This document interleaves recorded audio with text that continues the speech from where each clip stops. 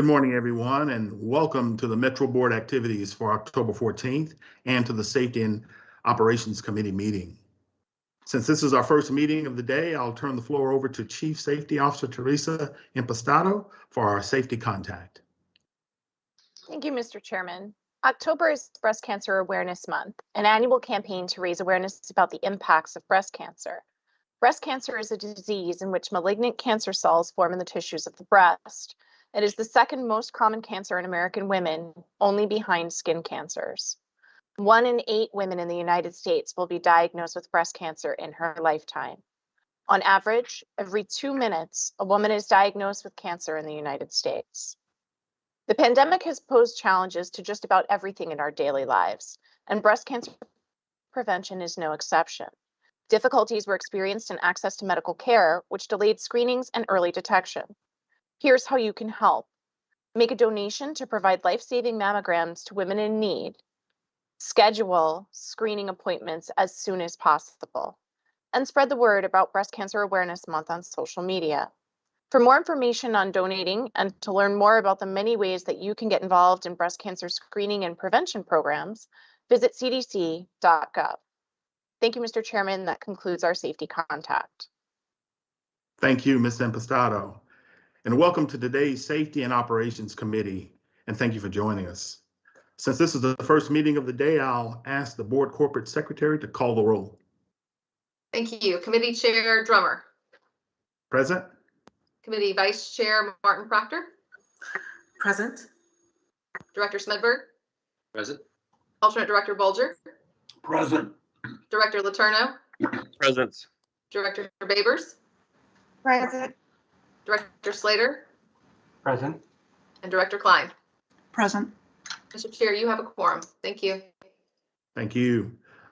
We have today's agenda before us. I move to approve the agenda with the following changes. First, to add an update to Tuesday evening's derailment of a Blue Line train between the Arlington Cemetery and Roslyn stations. And second, to change the order of the information items. Of note, though she is not a member of this committee, Ms. Klein will be recusing herself from the discussion of the agency safety plan and the rail fleet plan items. And this will allow her to join the meeting again for the silver line item. Can I get a second to approve the agenda as revised? Second. Second. Thank you. The agenda has been moved and seconded, and are there any objections to the agenda as revised? No. Hearing none, the agenda is approved. We also have the minutes before us from our last meeting on the 23rd of September. I trust that all members have had an opportunity to review them. Unless there are any objections, we'll consider the minutes approved as presented. Are there any objections? Hearing none, we'll consider the minutes approved. So moving forward, in addition to the update on Tuesday's derailment from Ms. Impastato, we have one action item along with 2 information updates on today's agenda. Our action item is to approve Metro's Agency Safety Plan, or ASP. The ASP incorporates extensive feedback from the Washington Metro Rail Safety Commission, and it describes how Metro will develop and implement its safety management system. Then the staff will provide an update to the committee on the proposed Metro Rail fleet management strategy and draft rail service standards. Similar to the draft bus fleet plan discussed last month, the rail fleet plan will be brought back to the board for approval and submission to the Federal Transit Administration later this year. And our final item today will be an update on the status of open issues of the phase 2 of the Silver Line and on progress in hiring employees to operate the extension when it opens. I'll now turn the floor over to Safety Officer Teresa Impastato for the update on Tuesday's derailment. Thank you, Mr. Chairman.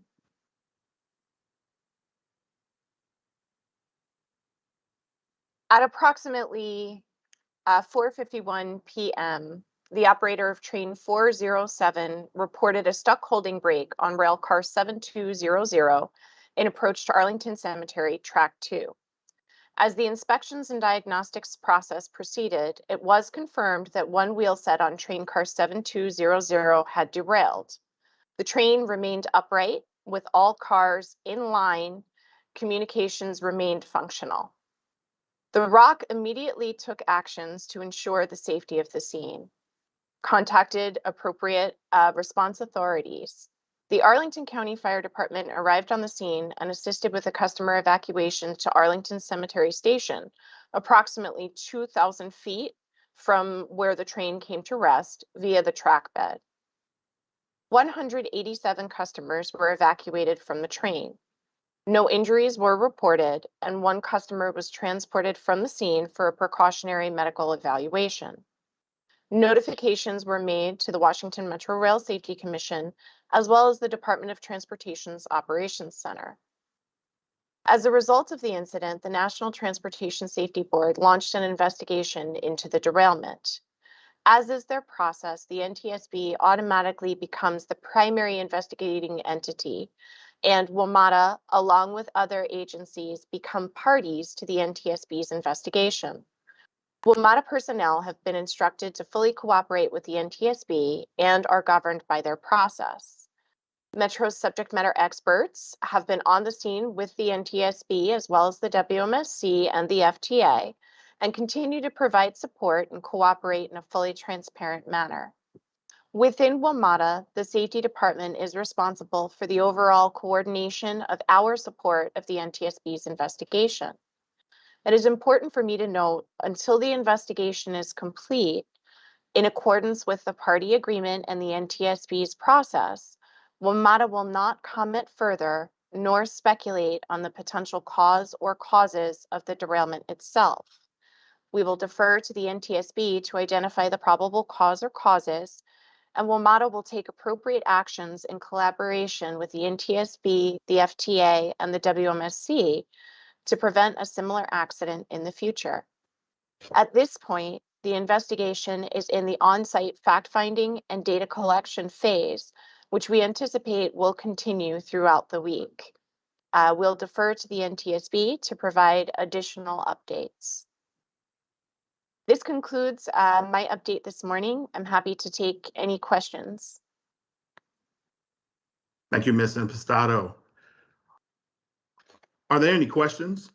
If so, please use the raise hand function.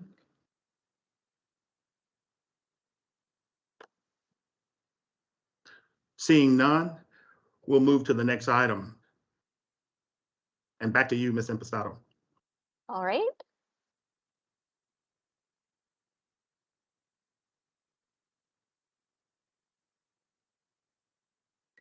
This briefing has the purpose of seeking board approval of Metro's Public Transportation Agency Safety Plan's first revision, Revision A, dated October the 11th, 2021.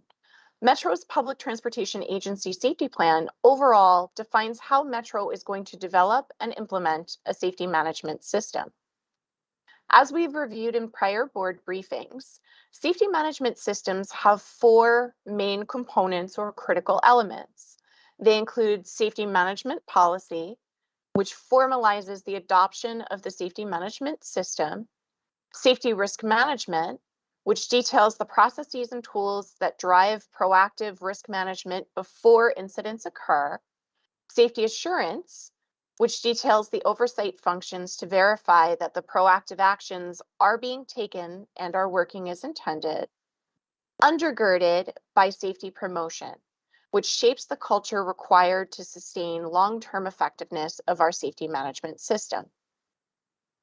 Safety management systems represent a fundamental departure from traditional safety management practices. Traditional safety management practice was compliance-focused and reactive. Systems were designed, they were run to failure, failures were analyzed, causal factors were identified, modifications were made, and systems were set to begin again. This resulted in an overall improvement in the safety of operations over decades, however, presented limiting factors with regard to the ability to address organizationally influenced accidents and incidents. Additionally, traditional safety culture the fly, fix, fly approach tended to bring about a punitive culture that was focused on human behaviors, human mistakes, errors, and failures, and appropriate disciplinary action. Safety management systems represent a pivot from that towards a performance-focused risk management paradigm that works proactively through data-driven decision-making to identify risks preeminently before they occur and mitigate those risks before an incident is realized. This foments a collaborative culture amongst staff and employees who are really critical to the success of an overall SMS by bringing to light concerns, issues, near misses, or observations to allow them to be dealt with and mitigated to an acceptable level before risks are experienced and realized. The Federal Transit Administration mandated the implementation of safety management systems earlier in the decade. And with that mandate, it represents an overlay on prior safety risk management efforts. WMATA certified our compliance with the Public Transportation Agency Safety Plan rule in December of 2020. Our first agency safety plan was approved by the board in fall of 2020. With regard to SMS and visioning what a good SMS looks like, every employee that plays a role in the operations of the system will be able to answer three main questions. What are our top safety risks? What are we doing to reduce those risks? And is what we are doing working? With regard to the timeline background, as I noted, beginning in 2016, there was a revised rule published which required the submission of an agency safety plan and a fundamental reorienting of safety risk management oversight protocols. In 2020, I'm proud to say that WMATA received approval from the board and the WMSC of our first draft of our agency safety plan. We certified compliance with our safety plan with the FTA in December of 2020. We began commencing the implementation of our SMS in accordance with our first draft ASP and prioritized the Rail Operations Control Center as our standard-bearing pilot area for many of the tools and processes that we would use to implement proactive risk management. Per the Public Transportation Agency Safety Plan regulation, the Board of Directors is required to submit approval. The board's approval of the agency safety plan on an annualized basis notes that it is satisfactory, complies with the requirements of the rule, and will effectively guide our transit system with the management of safety risks. We began revising our ASP formally in August of this year. Over the course of the summer, we collected comments from throughout the organization as well as critical stakeholders. We conducted a review and revision period and collaborated with the WMSC to receive their feedback on our revisions. We've finalized our ASP revision and have received conditional feedback from the WMSC that they will approve. They believe they will approve the content of our ASP should it be submitted in its current form. We are now submitting the ASP to the board for their approval. Once the board approves, we will formally submit our approved ASP to the WMSC for their review and approval, and will then certify our compliance with the FTA. With regard to changes in the content, overall, this version of the ASP represents the operationalization of our prior versions of the ASP. This version of the agency safety plan incorporates our strategic roadmap that we've shared before. Our strategic roadmap outlines the initial 3 years worth of actions and activities which we'll undertake within each structural component of the ASP in order to assure that we are applying an appropriately diligent project management approach to building the tools, processes, and procedures, as well as effectively communicating and implementing those tools, processes, and procedures throughout the organization. This revision accounts for the progress that we've made through calendar year 2021, as well as incorporates the lessons learned. It notes where we are with regard to our cultural journey and refreshes the path forward, looking out further as we continue our implementation of SMS. It's important for me to note that the implementation of a safety management system is never truly complete.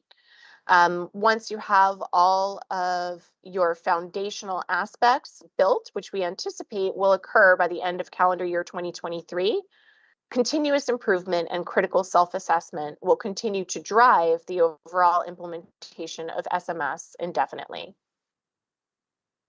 With regard to safety management policy, diving into some of the details of our plan includes safety objectives, which now incorporate departmental safety goals as part of business and performance planning. We're reviewing and analyzing these targets at our refreshed and revitalized safety committees. Additionally, our safety management policy includes our policy for voluntary employee safety reporting, which includes a number of programs and mechanisms available, including our confidential close call reporting program, safety director general. Additionally, our safety management policy outlines accountabilities and responsibilities for safety, beginning at the uppermost echelon of the organization and driving down through every level of the organization. It's important to note one of the main differences between SMS and prior safety risk management regimes is that SMS requires the engagement of all employees at all levels of the organization. Safety risk management seeks to identify our safety hazards, assess our safety risks, and implement mitigations to reduce the likelihood or severity of experiencing those risks. With regard to the content in the ASP, it includes information relative to incident investigations, safety observations, committees, and employee reporting, as well as detailing the formal mechanisms with which we evaluate hazards to determine risk and prioritize based on those assessment results. Lastly, the ASP governs how we're going to track the actions that we're taking to reduce the risk before an incident occurs. With regard to safety assurance, our ASP details our safety performance monitoring and measurement system, how we're going to manage changes to the system, and again, how we're going to continue to assess the effectiveness of our SMS through continuous improvement activities. Lastly, our safety promotion sections of our agency safety plan outline our comprehensive safety training program, which establishes the requirements for safety training and instruction in the safe methods of operation and procedures. It also communicates the agency's safety performance throughout our organization. Our safety promotion section of the ASP notes how we're going to convey safety critical information to employees and reinforce employee participation in safety reporting mechanisms. Additionally, it notes how we're working to revise our policies to align with just culture principles. As noted in prior briefings, we've begun the just culture journey with our Rail Operations Control Center.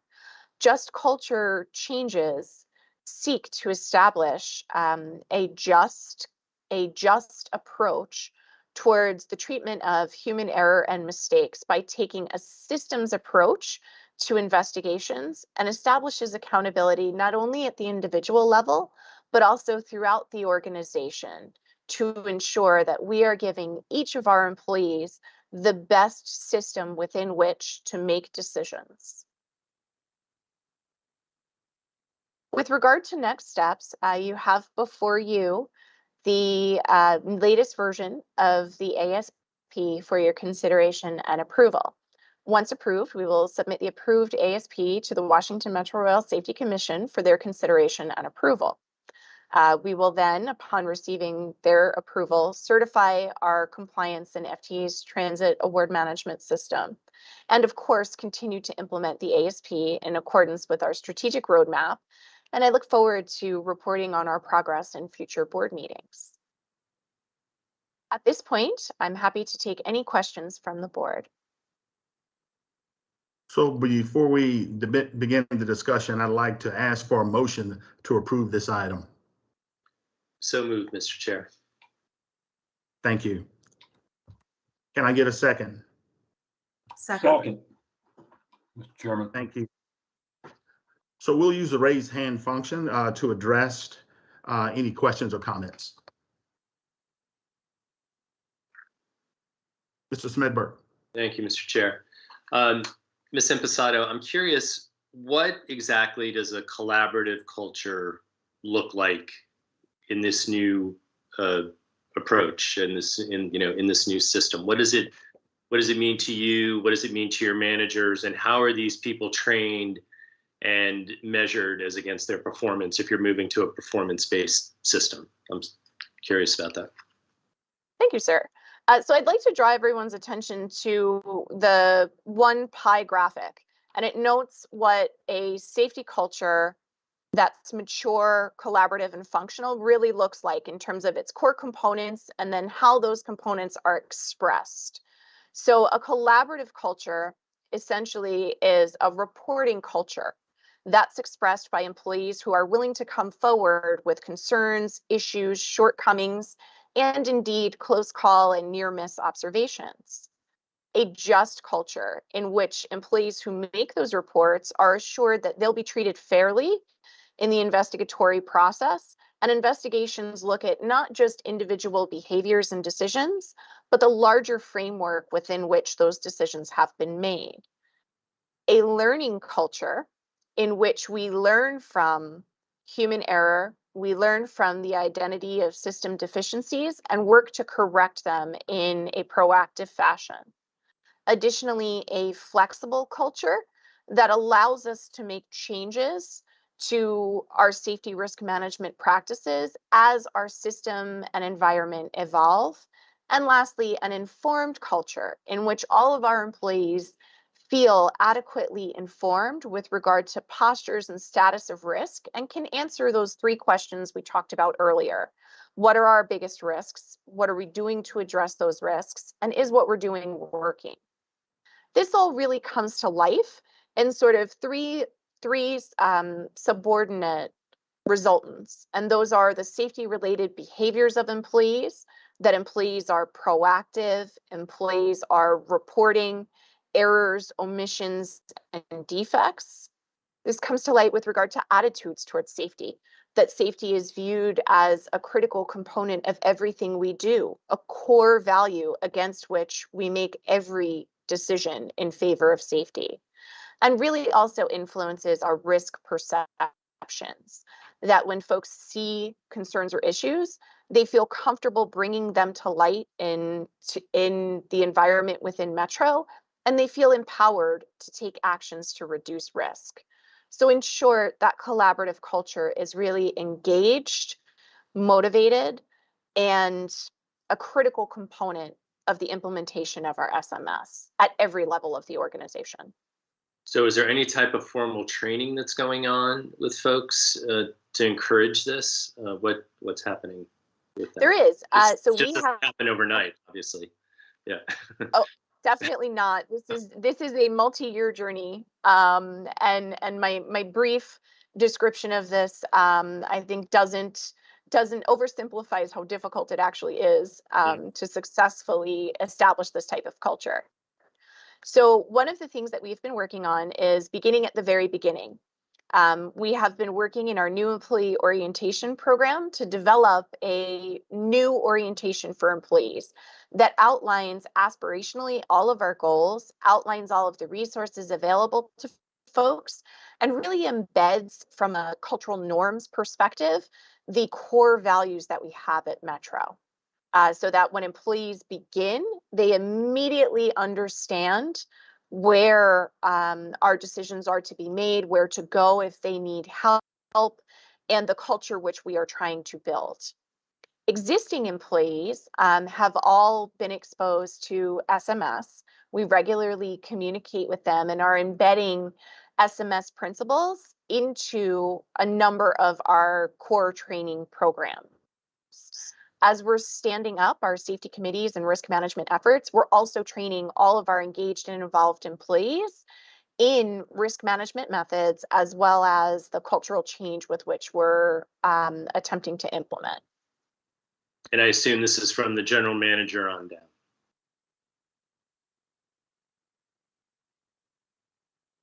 Sorry, sir, the communication came in garbled. I think you were asking, is it from I the assume general this is manager? from the general manager on down. Oh, absolutely. This has the uppermost level support. The EMT has all taken training with regard to SMS and core principles, and they've also furthered that down. This has reached all the way to the front line, and we've had many opportunities and will continue to devote time and resources to ensuring that everyone's aware of our SMS, our goals, and the efforts needed to get there. Does this impact any of the outside entities we may work with or engage with on various projects or issues? Do they understand this as well? With regard to certain tools and procedures, absolutely yes. Third parties will likely see improved channels for reporting and concerns and issues, as well as some increased collaboration. Overall, as we continue to implement our SMS, we're working right now with a focus internally, but we anticipate that beginning in that 23 timeframe, we'll really be working to enhance our outreach. Doesn't mean that we're not reaching out at this point, but we're working to make sure that at the point at which we move a lot of our SMS activities into a more public forum, we are operating at a level of repeatability and reproducibility that would give us the appropriate level of reliability to work those processes with third parties. And just one last quick question, Teresa. This collaborative culture and these goals that you've set out, their performance will be based on some of these factors, their annual performances, performance evaluations. Is that how you envision it? Yes. So as part of instilling just cultural concepts, as part of our efforts with regard to looking at our policies and principles, we've shifted a lot of our performance feedback processes to pull away from driving towards only lagging indicators, and to require more proactive actions being taken. The safety department has collaborated with our colleagues throughout the organization in terms of setting performance goals and tracking those goals at the departmental level, as well as filtering down to frontline employee and senior management levels. Great. Thank you so much. Thank you, Mr. Chair. Ms. Babers? Thank you, Teresa. I know that you and your team have made considerable work on this SMS roadmap, and I absolutely love it. And just a quick question to piggyback on the previous questions related to training. Do you think that the use of this particular roadmap is making it easier for the employees to understand the whole safety culture and the changes? Because I find it easy to follow. And so would you say that that's probably what's helping them in the training, such that we can be assured that something sticks, the safety protocols stick?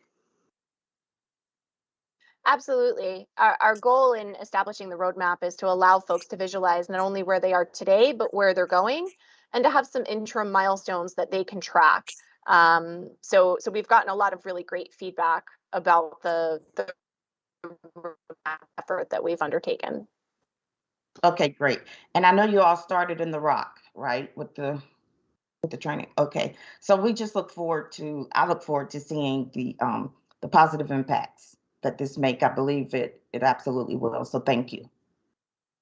Thank you. Are there any other questions? I'll make a closing comment and say I really appreciate the depth, quality, and scope of both the plan and the summary you presented today. So thank you very much for that. So now I'll call on the board corporate secretary to administer the vote. Thank you. Chair Drummer, Aye. Vice Chair Martin Proctor, Aye. Mr. Smedberg, Aye. and Mr. Bolger. Aye. Mr. Chair, the motion passes. Thank you. Thank you. At this time, we'll transition to the rail fleet plan and service standards. And I'll turn the floor over to Mr. Webster. Good morning, Mr. Chairman and members of the committee. Again, my name is Tom Webster. I'm Metro's Executive Vice President for Strategy, Planning, and Program Management. And as you mentioned earlier, Mr. Chairman, today's briefing is an information item similar to the draft bus fleet plan that the committee reviewed last month. The purpose is to review the draft Metro Rail Fleet Management Plan and also to review draft updates to Metro's service standards, rail service standards. We are, of course, in a period of significant uncertainty about the future of travel and of ridership. It's, however, I think important to continue to plan for the next decade and beyond, as the investments that you'll hear about from the team here take a long time to develop and to execute. So our region's long-term population growth assumptions suggest that we need to continue to plan for those improvements, to be in a position to respond to regional needs in the coming years. This rail fleet plan, just like the bus fleet plan, is also a requirement of the Federal Transit Administration that we update that periodically. It's been several years since the last update, and that we submitted to them for review following board approval. So I will now turn it over to our staff lead on the rail fleet plan and a member of our strategy team, Mark Irvin. Mark, take it away. Thank you, Tom. My name is Mark Irvin, Manager, Systems and Capital Planning, and as Tom mentioned, part of our department is Strategy, Planning, and Program Management. And today I'll provide an update on the draft Metro Rail Fleet Plan, and then Heather Ferguson, our Director of Rail Operations, Planning, and Scheduling, will discuss draft updates to Metro's rail service standards. Fleet plans are planning documents to align anticipated service levels, fleet needs, and facility requirements. Our fleet plan was last updated in 2016, and as Tom mentioned, they're required to be submitted to the FDA and used for oversight and award of federal funds. The purpose of a fleet plan, so similar to the bus fleet plan, is to answer three key questions. First is what level of service Metro expects to supply in the future. Second is how many rail cars Metro should operate to meet demand and service requirements. Third is how Metro's maintenance facilities and operations will meet evolving fleet needs. As key context, it's important to keep in mind the factors which determine overall system capacity. So Metro's current system capacity can deliver approximately 75% 8-car trains at an 8-minute peak system headway. And system headway refers to the typical interval between trains departing end-of-line terminals. It's a useful shorthand when talking about total system capacity levels, which is why you'll hear me say it a number of times, and distinguishing between different tiers of capacity, such as 8, 7, or 6-minute system headways. But it's also a bit of a simplification, so it's important to note that trains run more frequently in core parts of the system where lines overlap. So for example, at an 8-minute system headway level, you'll see trains arriving every 3 to 4 minutes at core stations.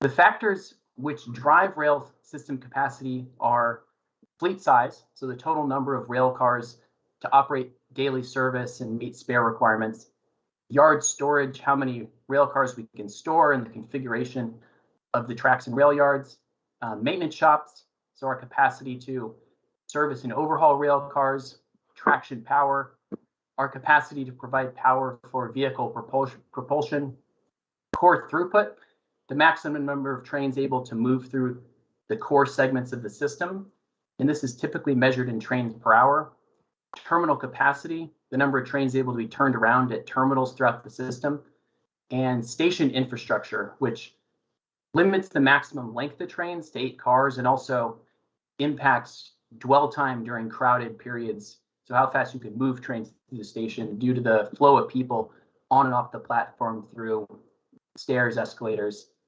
elevators.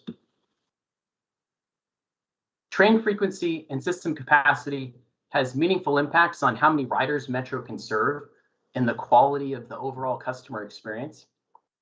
Under an 8-minute system headway, the capacity level we're at now, with 75% 8-car trains, a given line has the capacity to support approximately 5,000 to 6,000 passengers per hour in each direction. Moving the system headway to 100% 8-car trains at a 7-minute system headway level would increase the number of passengers Metro can accommodate by about 20%. And another step up to a 6-minute system headway would represent an additional 15 to 20% on top of that. Higher system capacity translates into benefits for riders, including shorter wait times with trains arriving more frequently, offers riders a better chance of boarding a train quickly and comfortably, and importantly, not being unable to board a train, lowers crowding throughout the system, and gives riders access to seats more often.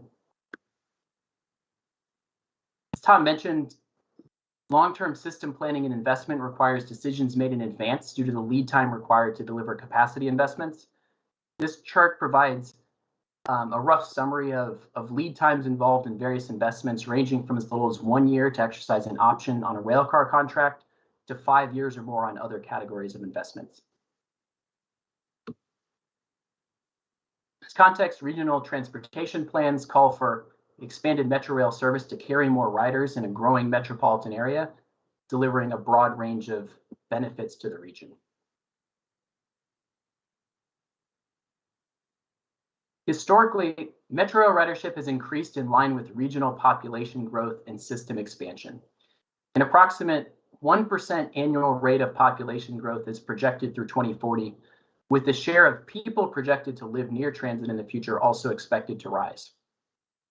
And the Metro Rail system will grow to 98 stations upon completion of Silver Line Phase 2 in Potomac Yard, anticipated next year. Recent pre-pandemic ridership was growing ahead of projections, with a 7 to 8% increase in the first 8 months of fiscal year 2020, and most lines above the 100 passenger per car target at peak load points. Of course, Metro ridership declined substantially during the pandemic, and it's since recovered to approximately 30% of pre-pandemic levels on weekdays and 60% on weekends. In terms of longer-term planning, it's anticipated that Metro could outgrow current service levels and is planning capacity for 100% 8-car trains at a 7-minute system headway by 2030 in order to meet future service needs. The table on the right depicts forecasted passenger loads or passengers per car at milestone years, as well as the actual passengers per car in pre-pandemic FY 2020. In 2020, Metro ran a mix of 6 and 8-car trains and an 8-minute system headway. And the second row for each rail line shows the projected passenger loads in 2030 and 2040 if Metro were to run 100% 8-car trains at a 7-minute system headway. And this service level generally aligns with our target of 100 passengers per car. These projections have been updated to account for recent trends and the potential implications of the COVID-19 pandemic. In the last fleet plan, the system was projected to require a 6-minute system headway and 100% 8-car trains by 2030. And that was the 2016 version. The current draft update has revised this to a 7-minute system headway. The exact pace of post-pandemic ridership recovery remains uncertain. For the purposes of fleet and system planning, the anticipated capacity growth originally expected to be needed in 2025 has been deferred to 2030. Notably, procurement of Metro's next generation of rail cars, the 8000 series, is underway, and the first 8000 series vehicles are expected to enter service in 2025. This procurement is structured to allow for flexibility, with a base order of 256 rail cars and options to procure as many as 800 vehicles. Our current fleet consists of 1,278 rail cars, and this chart shows how the fleet composition will change with delivery of 8000 series rail cars to replace retiring 2000 series and 3000 series vehicles approaching 40 years old, and support potential fleet expansion needed to operate higher service levels by 2030 and meet needs through 2040. In terms of infrastructure for rail car storage and shop capacity, Metro currently operates 9 rail car storage locations and 7 maintenance shops throughout the system. This will increase by 1 with the opening of Dulles Yard. With anticipated growth in the rail fleet, additional rail car storage and shop capacity expansions would be needed. This is currently the primary constraint on our ability to add more rail cars and operate current service levels. Or you can say it's the critical path item is the lead time is longer than the lead time to exercise a rail car option. The graphic on the right, the graphic on the right shows the total amount of storage capacity and maintenance shop capacity at each location. It also highlights where additional capacity would be needed to operate 100% 8-car trains at the 7-minute system headway level. A net of 52 additional spaces will be required on the red line, 112 additional storage spaces and 16 shop spaces at New Carrollton Rail Yard. And New Carrollton, as you can see in the graphic, is the only full yard on the eastern side of the blue, orange, and silver lines, but one of the system's smallest. And this imbalance creates operational challenges starting up and ramping down service. And 8 additional shop spaces would be needed on the green line at Branch Avenue. Metro also has the opportunity to increase the efficiency of 8-car train operations with yard configuration improvements. Some rail yards, such as Greenbelt on the top, are currently already well configured to support the storage of 8-car trains. In contrast, Shady Grove storage track lengths are generally not efficiently configured to store 8-car trains. When an 8-car train enters a rail yard without sufficient continuous storage track, the train consists must be uncoupled or split apart and stored separately, and then recoupled the next day to re-enter service. Using the Shady Grove example, a 14-car storage track could currently efficiently store a 6-car and an 8-car train, but would not be able to store 2 full 8-car trains, and fully making use of the space would require more yard movements under 100% 8-car train operations. Similarly, maintenance buildings without 8-car tracks complicate yard and maintenance operations. Shops are generally configured to support 2-car married pairs, often elevated on lifts. Metro has the opportunity to configure capacity expansions to support full 8-car train consists on posted rail tracks, which is consistent with global best practices. This would ensure that train consists do not need to be uncoupled in order to accommodate maintenance operations.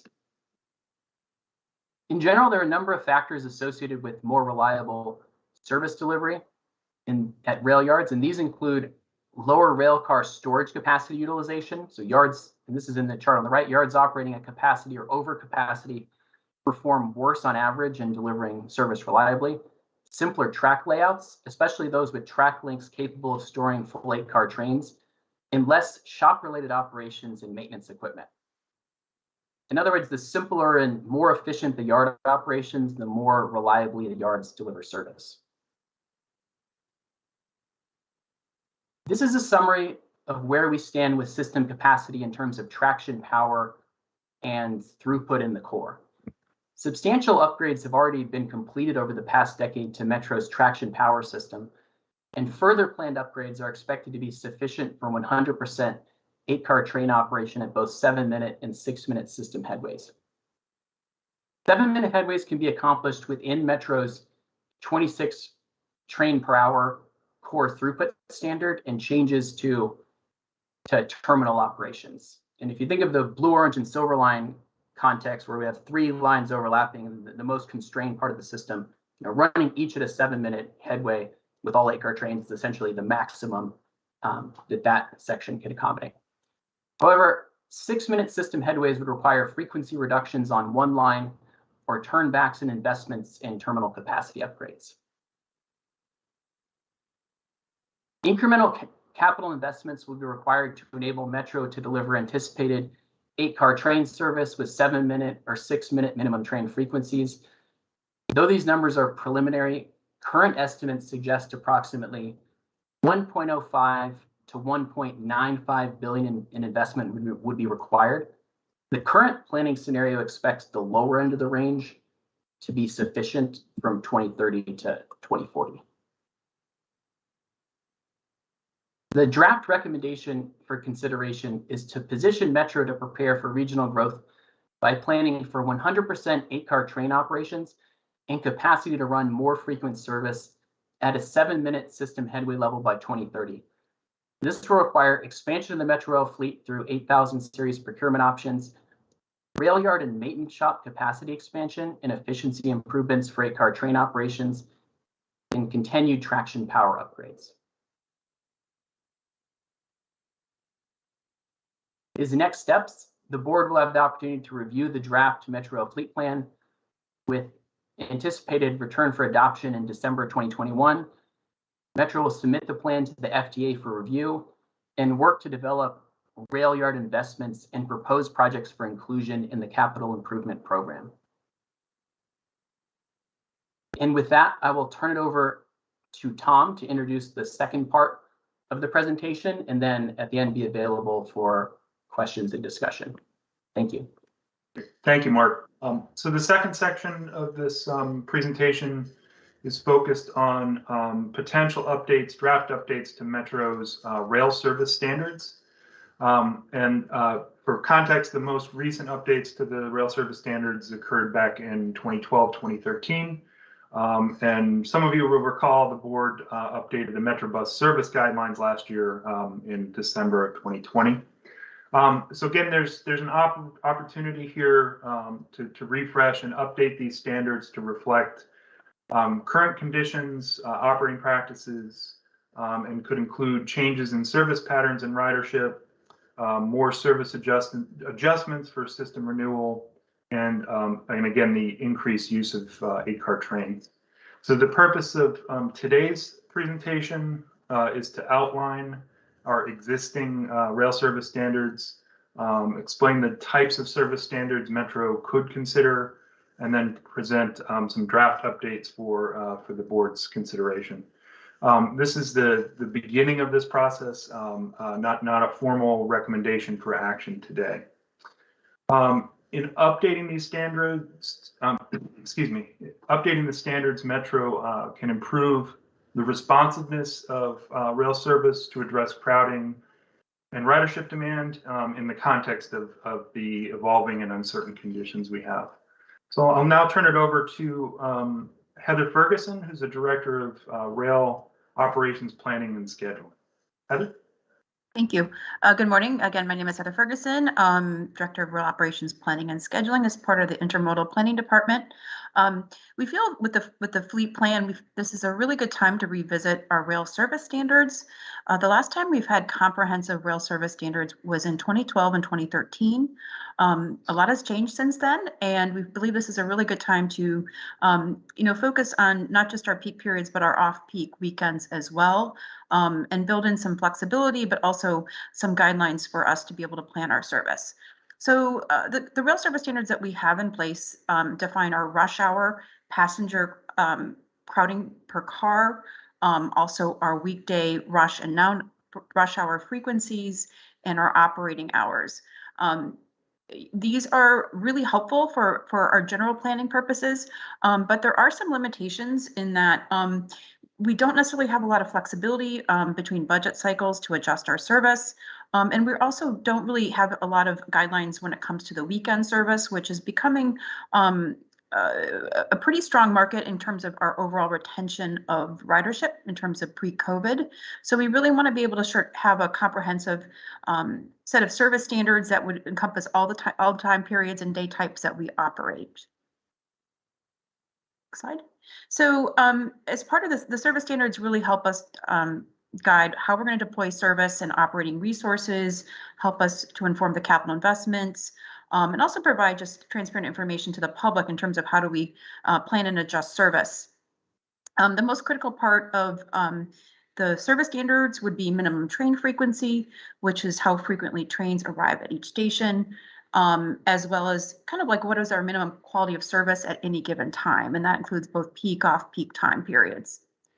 The other part is passenger load standards, and these really define what is our target level of crowding and loads that we want on our trains, which impacts comfort level and general capacity concerns, and also provides us ability to do line specific changes as needed as we're seeing higher ridership and ridership come back. And I think, as referenced earlier in this presentation, before the pandemic, we were really seeing some crowded trains during our peak periods. And those are areas where we'd want to be able to provide some additional capacity where possible to provide a more comfortable rider experience. There's additional things that we'd like to propose that get included in the service standards. And one is the consist length, which is the length of our train cars. Since the pandemic, we've been operating pretty much 100% 8-car trains. We think that provides more consistent, comfortable service for our customers where possible. So we want to be able to have that as our preferable standard with understanding that sometimes 6 cars might be necessary, but have some kind of data-driven guidelines with that, how we determine 6 or 8-car trains. There's also our operating hours, which is our span of service, which are also important parts of our service standard guidelines. And this is an example of the type of rail service standards we would like to include in our updated rail service standards. These would be our minimum train frequencies during the non-rush periods, which would be our base period. In September, we implemented some improved all-day service levels for weekdays and also late nights. And we with the goal of providing more consistent all-day service, which provides a better walk-up service for customers. So, for example, the base service levels for each individual line would be 12 minutes on the blue, orange, silver, green, and yellow, and 6 minutes on the red line. As we go to late night evening, we would be operating potentially a 15-minute service on the blue, orange, silver, green, and yellow lines, and 10 minutes on the red line. So provide a really consistent level of service from start of service to the end of the day, 7 days a week. And again, this is passengers load per car, and pre-pandemic, our target was about 100 passengers per car, which allowed us to accommodate our peak level demands during the AM, PM, and rush at our busiest points. The optimal is about 80 to 100 passengers per car. Still provides a seated load with about 20 standees, pretty comfortable. Anything that gets over 101 to 120 is definitely an area where we need to consider, adding and adjusting. And very crowded, which would hopefully be very rare, would be 121 or more passengers per car. As part of the rail service standards, we'd also want to consider having an off-peak loading standard, which would be lower than the peak period, but provide some room for adjustment. So that's pretty common in rail service standards to have both peak and off-peak standards, which are different thresholds upon which to be able to adjust our service. And so with regards to the peak levels, we would be looking to establish a minimum frequency level for all lines, which would provide a consistent, equitable service, but with some potential for adjusting as we're seeing patterns change and as our loads get between 80 to 100 per car. It also provides a condition-based framework for adapting service as our ridership recovers and pandemic and patterns evolve. We're seeing, some changes in terms of how people travel. We're seeing actually Fridays are busier now than they were pre-pandemic. So we're seeing, some changes and adjustments to how people are using our system. And we want to be able to make sure that we are adjusting to these patterns and always looking to making sure that we're providing the best possible service to our customers. This is also important as the effective train frequency by segment. When we define our rail service standards, these are individual lines, but where the rail service interlines, we will see more frequent service. And this is also kind of important because if we were to have a minimum all-day service level of 12 minutes on the blue, orange, green, yellow, and silver lines and 6 minutes on the red, that means that 71% of our stations would see a 6-minute or better frequency. And so, this provides a better context in that if you are riding on one of the core interline segments, you're going to see even more frequent service with less average wait time. So the next step is to really get input and feedback in terms of what we want to see as part of these standards. What kind of guardrails that we should be considering, and then be able to incorporate that into what we think is recommendation. We're also doing a lot of peer research, looking at peers to be able to see what they're using and if we can incorporate any of those guidelines as part of our rail service standards as well. Would be glad to answer any questions, and that is the end of my presentation. Thank you, Heather, Mark, and Tom. Please use the raise hand function, and I'll call on you. Mr. Bolger? Thank you, Mr. Chairman. I hate to be the one to bring this up, but since I won't be on the board after they confirm another principal for the District of Columbia, I'd like to propose that we have a plan B. I just don't see how we're at 30% rail ridership right now. I'm not going to address the bus side, notwithstanding off-peak positive results that we're seeing, that I just don't see us getting back to pre-pandemic rail ridership in the near future. So my plan B would be to have staff tell us what they really think a plan B could be before we approve any new rail standards going all the way to 2030. I just don't see how we're going to ever get back to 5 days a week, rush hours in the near future. So, and I'm open to discussing that or detailing how that might work in the foreseeable future, Mr. Chairman. Thank you. Are there any other questions? Mr. Smedberg? Thank you, Mr. Chair. Ms. Ferguson, I have a question for you. You mentioned weekend service, and I agree with you. I think there's a real opportunity here for growth in that area, much more so than has been in the past. Maybe asking Mr. Bolger's, or maybe asking a question based on Mr. Bolger's comments. What about the new rush hour? I mean, there is not going to be the typical, 7 to 9, Sure. 4:30 to 6:30. Sure. How are you factoring that into what you presented today, what you and Mark presented today?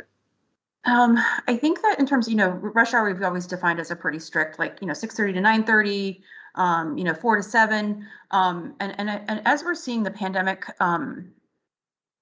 go on longer, I think we are seeing some more all-day service patterns. I think this is an opportunity to maybe redefine what we consider our peak levels, our peak periods. I think that's where our passenger loading standards are really helpful. At this point, what we're running is a more flat peak and off-peak service. We're not running right now as much peak service as we've done in the past. We're running about a 10-minute on the blue, orange, green, yellow, and silver, 6 minutes on the red. So right now we're kind of running a more consistent service. But we are seeing, as the ridership is coming back, it is coming back higher during traditional peak periods. So, things are really evolving, as people are coming back. So I think this is where some flexibility. I understand there's a lot of concern that people never come back, and we just don't know, honestly. Yeah. But we want to be able to be ready, and also provide a good experience for people when they come back. We want them to have a good experience and, get out ahead of them. But I think those raises good points, and I think we'll have to go back and look at them a little bit further. Yeah, I know it might be a little bit too early at this point, but what about late night? So late night, so we implemented improved service in September, which would be, so we used to operate a 20-minute base headway on the blue, orange, green, yellow, and silver. Now we're operating 15 minutes, and then the red line we've improved from 15 to 10 minutes. This provides a better walk-up service, and we'd like to, if resources are available, to continue that, because we want it to be a more easy walk-up service, which provides again a better service from start of service to the end of the day, and try to grow and retain new markets. Thank you. And Mr. Irvine, given what Ms. Ferguson just said, does that impact your calculations at all in terms of your requirements? And how to operate given what you presented today? Yeah, I mean, I would agree that just the general uncertainty in terms of we don't know certainly like what will happen and how things will play out, like definitely factors in a significant way. And there's a real range of plausible scenarios. That's certainly true. You know, in general, in terms of like overall planning for overall capacity levels, like what really is the limiting factor is like how many people you can carry at the busiest time. So, you know, certainly how that evolves and whether that, you know, shifts from being morning to the afternoon is something we want to look at, but it's definitely a continued source of significant uncertainty. Thank you. Thank you, Mr. Chair. Thank you. Mr. Letourneau. Thank you. First of all, I really want to thank you for this because this was an excellent presentation and very, very informative. I was particularly interested to note sort of there's a slide that shows the passengers per train standards 2030, 2040, and it really sort of shows where the growth on the system is going to be. And I noted that the Silver Line actually ends up having, at least with 8-minute, some of the highest numbers in the system.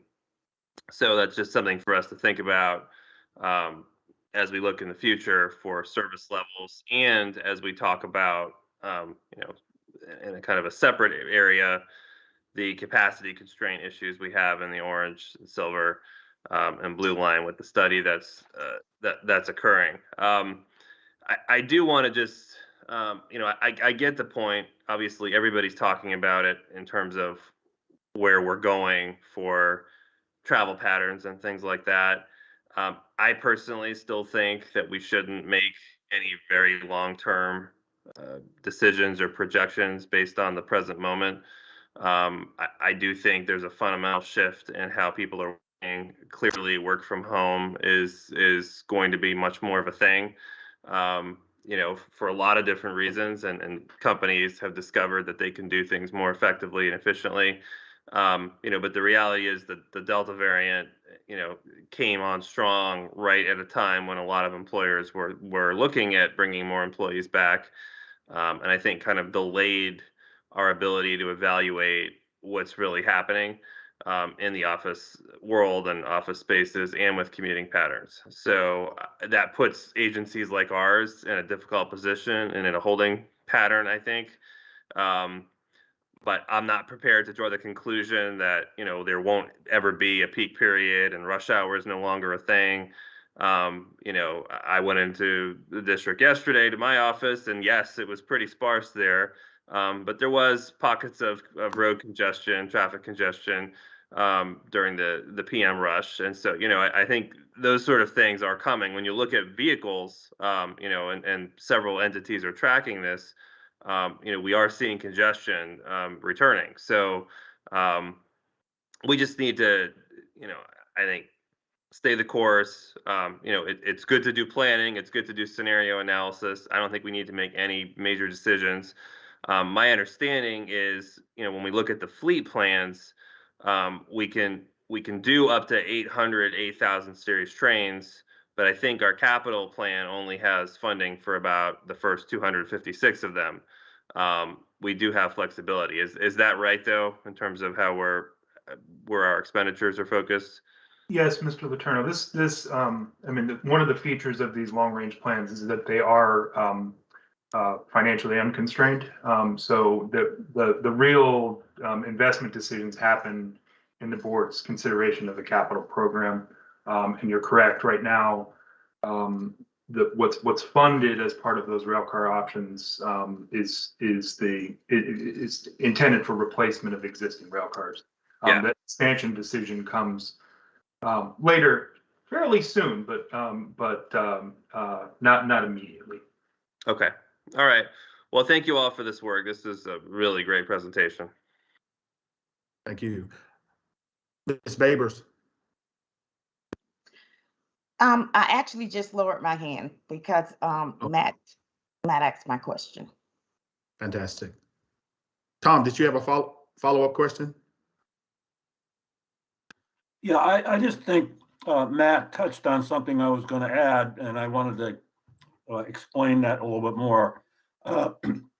It would be very helpful if we could reach out to the TPB, Maryland DOT, DDOT, and Virginia Department of Transportation to tell us what they see in terms of VMT, congestion, as Matt pointed out, where the choke points are, car registrations. Used cars are at an all-time high in price. New cars are stalled because of the chip issue. But it seems to me that people are going back to driving. And if that is the case, then that should be factored into our what I call my plan B. So why don't we get some more information about VMT? You could reach out to INRIX Corporation. I think they do work for the TPB in terms of VMT across the country. And I'm seeing their results is we're almost at pre-pandemic VMT. Our clients in the San Francisco Bay Area on the San Francisco-Oakland Bay Bridge, they're right at pre-pandemic bridge loadings of almost 325,000 vehicles a day. And BART is, suffering mightily because of that. And so is Caltrain. So anyway, that's my request, Mr. Chairman. We get more information about what people are doing on the roadside. Thank you. Thank you, Tom. I don't see any other hands raised. Thank you for the input. Certainly great food for thought for consideration as we move forward. With no other questions in that lane, I'll now turn it over to Mr. Andy Off to talk about the Silver Line Phase 2 update.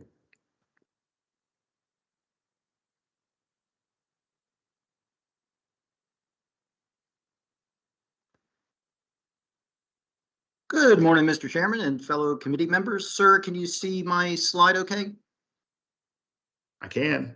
Okay, excellent. So this briefing will follow previous, be a brief update on the Silver Line project. We'll follow the same agenda where we will talk through some of the technical issues, then look through the transfer of the project from MWA to WMATA in accordance with the cooperative agreement, talk about some of the upcoming activities, and then I will also talk about some of our hiring initiatives as Joe is not available today. On technical issues, in the top left-hand yellow box, we do see one issue that continues to prohibit MWA from declaring substantial completion. It is an issue that has technically been fixed in the field, but there is some critical paperwork that is not yet available. We don't expect this to be a showstopper, but it is still something we're tracking as a requirement. In the bottom right-hand box in blue, there are still the two issues with the elevator machine room and the turntable at the yard that will prohibit our ability, WMATA's ability to declare operational readiness. Every week we are getting closer to defining a solution. Again, we don't see this as something that will ultimately be a hurdle, but as of today, it is something we're still tracking. In the top right-hand box in green, these are all issues that we've identified that would prohibit us declaring operational readiness, but we do have a solution. Those that are struck through, we will take off for the next update as we have completed, the finalization of those solutions. Taking a look at what's on the horizon, MWA still intends to declare substantial completion here before the end of the calendar year. The critical level F train control testing is complete, and we're continuing to review test reports. The final shutdown is scheduled for the weekend of 23-24 October, so not this weekend, but the following. All of that is on track. There still is one piece of documentation that requires the WMSC's concurrence, but we are working through that. The next milestone that we enter or phase after MWA declares substantial completion is operational readiness testing. So during this time period, MWA continues to maintain control custody of the infrastructure. So they're still responsible for track access, security, and maintenance. During this period, we're conducting, a series of up to 200 tests to ensure that the system is safe to enter the next phase. And just to reiterate, during the operational readiness testing phase, there is no duration. It's really conditions based, dependent upon the progress and success of the testing. Once the operational readiness is complete, and we declare operational readiness date, we then enter, per the cooperative agreement, a 90-day period to conduct pre-revenue activities. During this period, it's introducing our folks to the actual infrastructure, preparing the stations for operations, and completing our simulated service activities. In terms of hiring, this is the graph that Joe has shared with the team previously. The longer diagonal line indicates our plan.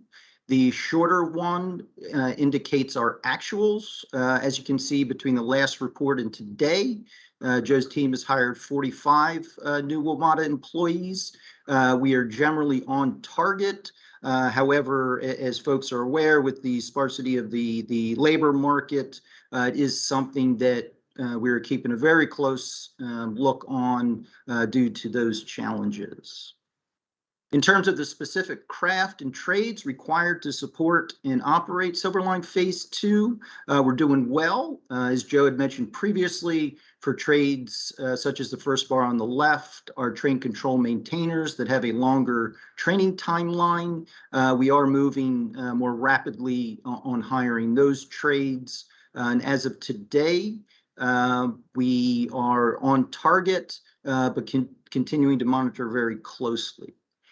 So in general, we're moving along well. We do expect MWA to declare substantial completion not long after the final tie-in weekend at the end of October, in which point we'll begin operational readiness testing. And Mr. Chairman, that is all I have, pending any questions. Thank you, Mr. Off. Please use the raise hand function if you have any questions.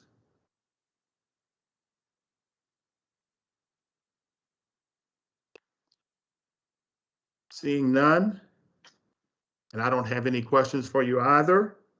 So thank you. With no further business to come before this committee, we stand adjourned, and I'll turn the floor over to Mr. Letourneau to begin the Finance and Capital Committee meeting.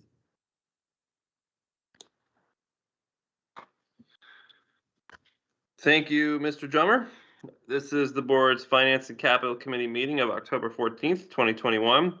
Our first order of business is to approve the agenda. If there are no objections, we'll consider the agenda approved as presented. Are there any objections by members of the committee to the agenda? Hearing none, the agenda is approved. Now we'll move to the approval of the minutes. We have the minutes of our September 23rd meeting. Are there any objections to the minutes as presented? Hearing none, we'll also consider the minutes approved. We do have a fairly full agenda in front of the Finance Committee today. Our first action will be to review and approve updated fare policy principles. The board and the Finance Committee have been discussing Metro's fare policy over the past several months, and these updated principles will help guide the development of potential fare policy changes, both in coming fiscal year 23 budget and beyond. Next, staff is seeking approval to enter into a joint development agreement for the site of a Metro Rail chiller plant in Tenleytown. And our final action item is to approve the public hearing staff report for a new east entrance at the Crystal City Metro Rail Station and to amend Metro's mass transit plan to reflect this new entrance, which will be funded and constructed by Arlington County.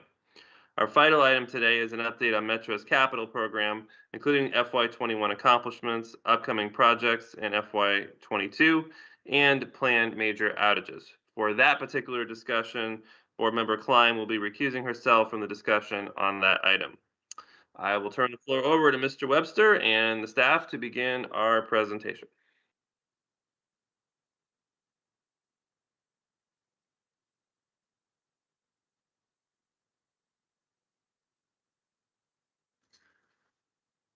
Thank you, Mr. Chairman, and good morning again. I'm Tom Webster, Executive Vice President for Strategy Planning and Program Management. I have a very brief presentation this morning, and we'll turn it back over to you and the committee for discussion. So as you mentioned, Mr. Chairman, back in July, the committee reviewed Metro's existing fair policy principles, which were adopted over a decade ago, back in 2010. As well as fair structures and some fair concepts. Last month, the committee had a work session on updates to fair policy principles and again, some discussion of potential fair concepts for the future. And today we're bringing forward for board consideration and then adoption of updated fair policy principles to guide development and evaluation of future fair changes and fair policy changes. So on the next slide here, we have the draft fair policy principles for consideration, and just for reference and context here, these are the same as were presented last month and back in July, with an emphasis, the 5 principles being customer focused, simple and convenient, equitable, seamless, and built to drive ridership. And so in conclusion, we recommend that the board consider, the committee and then the board consider these fair policy principles and adopt them now to establish that framework for future fair policy discussion. Thank you, Mr. Chairman. Thank you, Mr. Webster. Let's move to discussion. The discussion may include or will include discussion of a floor amendment, but in order to begin discussion, I'd like a motion to approve the item before us. Will a member of the committee make a motion? You know what? I will move approval of the item before us. Is there a second from a member of the committee? I'll second that. I think that was Ms. Babers. Yes. Seconding? Yes, great. Okay. So as we were getting the discussion, I mentioned you all received an amendment that essentially adds a bullet or adds to the final bullet mentions of revenue. This is a result of the feedback that we received from staff and also some of our own discussion, just noting that was sort of absent from these FAIR principles. Before introducing that amendment, though, why don't we just sort of start the discussion and see if there are any questions or thoughts on these. If you want to just use the raise hand function to jump in on that, if you'd like to comment or ask any questions.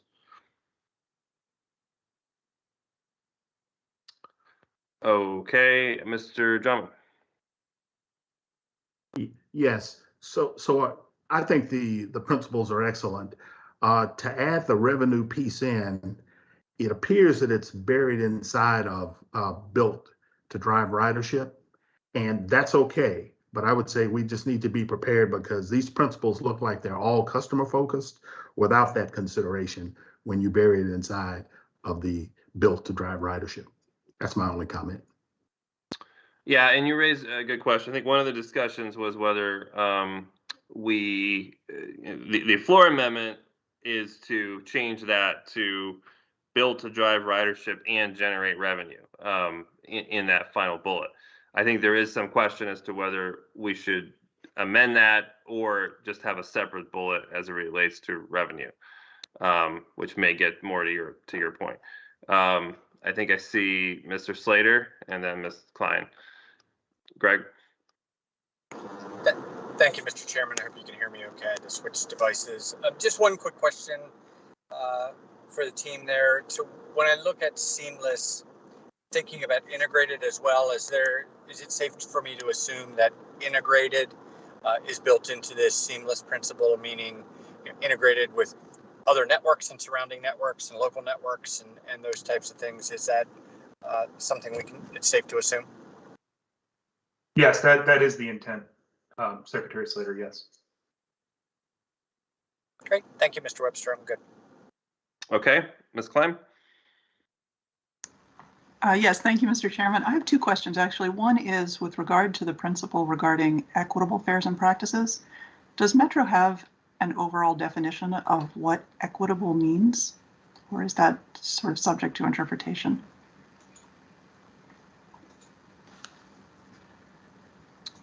I think that there are some working definitions of what equitable means in various places, as the board has been discussing the equity framework over the past year or 18 months. We are intending to bring forward a presentation on transit equity and both internal and from the service standpoint. And I think maybe build a more robust definition around what that means. But certainly here, it's a pretty high level framework to say equitable in this context. Okay, thank you. I look forward to that further discussion about transit equity. And secondly, I just wanted to kind of echo the points that were made about building ridership and generating revenue, and whether those belong as a sort of a paired kind of principle, or whether actually it might make sense to have those separated out into two, because they're a little bit at cross purposes. Fare that is built to drive ridership, you might think of that as being a lower fare, whereas generating revenue would imply perhaps a higher fare. So whether it makes sense for those to be meshed together or separated out, I think is something we may want to discuss further after the amendment is brought forward. Okay, well, since that seems to be the subject of most of our discussion, why don't I just go ahead and offer the amendment for purposes of getting us to that discussion. The amendment would be to move the resolution revision of fare policy principles as follows. In the second resolve clause, the fifth bullet point would be amended and restated in its entirety as built to drive ridership and generate revenue, maximize ridership while ensuring adequate revenue and cost efficiency to sustain service. Is there a second to that, at least for purposes of discussion? Second. Okay, motion is seconded. Okay, so we have some suggestions on whether or not we're better off having an amended bullet here at the bottom. I think the thought process there was simply that this bullet already mentions revenue and was sort of trying to capture that balance between ridership and revenue, and sort of saying that we need to do both. But I'm personally very open to separating those two concepts if others have better ideas on how they want to word that. And so let me open it back up to discussion on that. Mr. Chair, for what it's worth, I would be open to that as well. And if I don't think it, changes the main thrust of this in any significant way, and in fact, highlights an important point, striking that right balance. So, okay, Ms. Klein. I'd be interested in staff feedback on whether for purposes, because I know when you're developing fare policy proposals for the board to consider, I believe you'll be sort of saying which of the principles do these proposals hit on most strongly. Would it be, are we giving you sufficient guidance if revenue and ridership are together in the same principle? Will it be, will we be able to sort of say this one hits both of those? Will we be able to have sort of that transparency as to which one is affected more if they're together? Or would it be more transparent, more productive to have that conversation with them separately? So I guess I'll just ask staff that question. I appreciate that. So I think it could work either way. Either we, and you're correct that the intent here is to use this framework to evaluate concepts. And as drafted, this was intended to capture finding the balance between ridership and revenue, and that some may drive ridership and revenue, some may drive ridership and drive revenue down. And that there's this mix and this balance that the board and the region have to strike. So if they're together, we would have to sort of evaluate those two things and then compare that balance. If they were separate, we're essentially doing the same thing, but into two different principles rather than one.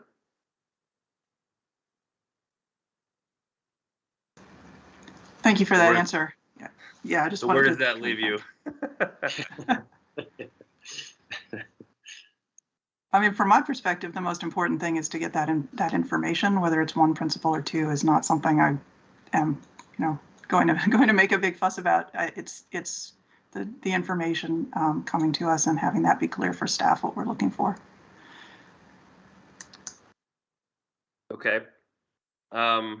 Chair, Yes, how Mr. does Mr. Drummer feel about that? So given a choice, I would separate them just to ensure that you have fidelity in pressing forward. And I think Ms. Klein brought up a point earlier that sometimes revenue and cost efficiency are counter to some of the things we want to do in building up ridership. So if you keep them separate, you're still accomplishing it, but it's transparent and you can take overt action if you would. Okay. So it seems like there is somewhat of a movement towards separating these two. And the only issue with that is sort of the mechanics of doing that here virtually on the fly, which I'm not sure we can really do. So I think we could proceed in any number of ways. We could either potentially direct staff to separate the two and draft an additional bullet related to revenue, and then either bring it back to the Finance Committee, or we could move this topic out of Finance Committee to the full board and then adopt a final, the final fair policy principles at the next board meeting. Or I could simply withdraw this amendment for now and we just come back to this at the next Finance Committee meeting. And I think I'm going to sort of look to whoever on staff wants to speak up in terms of what the best way to do this is.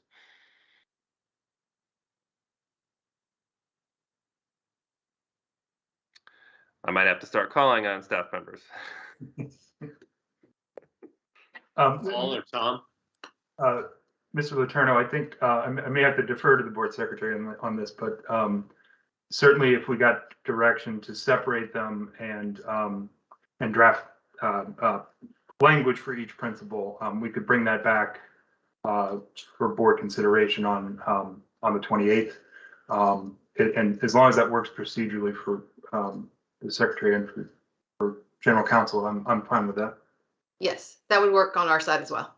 So, Ms. Ellison, should I just withdraw the amendment now then, and Yes. just we'll direct staff to go ahead and do that and bring the item back the next meeting? Yes, so you'll just table the entire item, correct, until the next meeting. Okay. Well then I will, that requires a motion, correct? To table? Ms. Ellison? Yes, that'd be great. Thank you. Okay, so before I make that, which is a non-debatable motion, at least in my Robert's Rules of Order world, Mr. Slater, did you want to get in on this? I see your hand up. Yeah, just one point of clarification. So is the intention for this to come back to the Finance Committee at the next meeting, and then as well as go to the full board the next meeting? Or Well, that was kind of one of my questions. It sounded like what staff was recommending is that it come back to the Finance Committee, Ms. Ellison? Yes, we can bring it back to the Finance Committee meeting, but we could also schedule that for October 28th, so that it seems that the general agreement is that we would proceed this way with the second bullet, and it sounds like the board would be prepared to act on that on the same day. I think this is okay. If you're comfortable with that, then we can proceed. I can work with staff on the exact language of that revenue bullet, and if I need to speak with some of you offline, can do that. So okay, all right. So then I will go ahead and move to table this discussion. Is there a second? Second. Okay, motion is made and seconded. I'll call the roll on the motion to table. Mr. Slater? Aye. Ms. Babers? Aye. Ms. Klein, Aye. and I will vote yes as well. So the motion to table passes unanimously, and we will come back to this at the next meeting. All right. Let's go ahead then and move on to the next item, which is the Tenleytown Chiller Joint Development Agreement. I'd like to recognize that this is the first board presentation for our new Vice President of Real Estate and Parking, Liz Price. So welcome, Liz. It's a pleasure to have you, and we look forward to working with you. Terrific. Thank you so much, Chairman Letourneau. Just want to confirm you can see my presentation. Yes, we can. Terrific. Good morning, Chairman Letourneau and board members. We are requesting approval today from the board to execute a joint development agreement for the sale of the Tenleytown Chiller site at 4202 Ellicott Street Northwest in Washington, D.C. The chiller currently serves the Tenleytown and Friendship Heights station. The adjacent property owner is Georgetown Day School, and they've made an unsolicited offer to acquire the site for mixed-use development in combination with a vacant parcel that they own just to the north of our property. The school actually flanks our site on 3 sides, and WMATA has determined that the property is not feasibly developed, but for combined development with the adjacent property owner.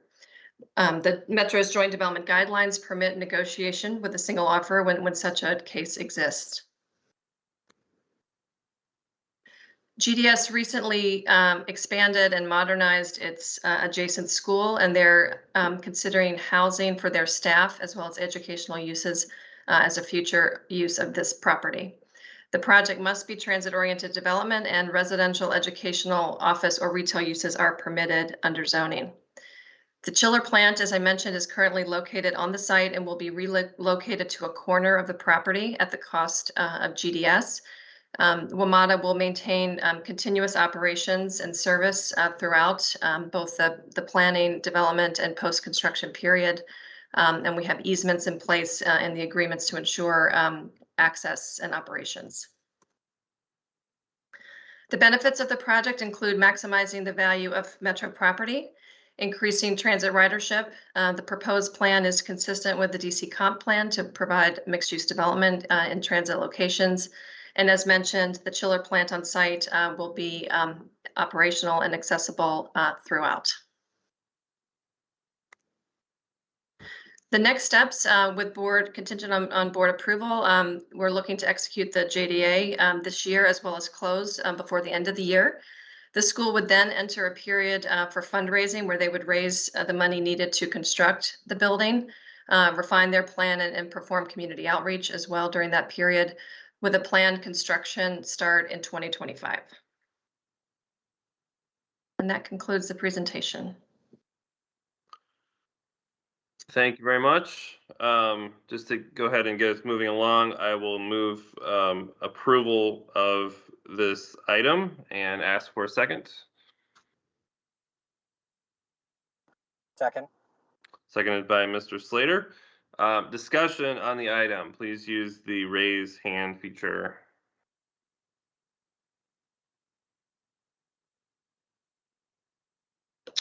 Okay.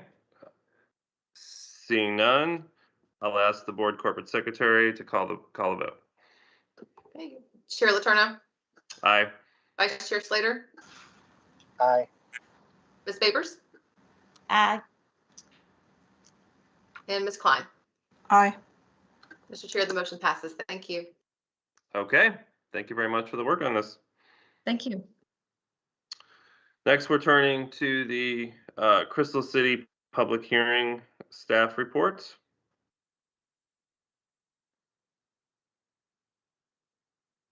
Hello, Mr. Chairman.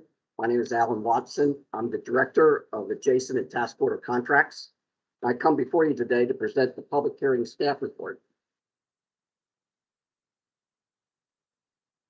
The purpose of this presentation is review the staff report and to for the proposed new east entrance to Crystal City Metro Rail Station, and to review the recommendations of this report, including an amendment of the mass transit plan to add this new east entrance. Since 2002, studies have recognized the need for an additional entrance to the Crystal City station. The goal of the project is to improve access from the east, particularly by providing a direct ADA accessible route to the station. Connect with the high-capacity transportation modes, including VRE and Metroway, add additional station capacity, and improve emergency egress. Arlington County will pay for the design, construction, and all of the Metro's associated costs related to the construction and acceptance of the new entrance. The project will add a new mezzanine level that connects to the train room via an opening in the existing east end wall of the train room. The new mezzanine includes a station manager kiosk, a fare gate array, public and employee restrooms, employee break rooms, and the necessary mechanical and electrical support system spaces. From the surface, customers can access the new mezzanine via 2 elevators or via a new stairwell along Crystal City Drive. After passing through the fare gates, the customers can access the train room via 3 elevators.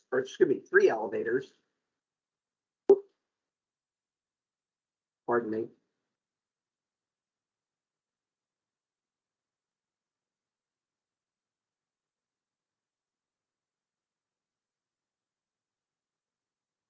Via 3 elevators or the 2 staircases.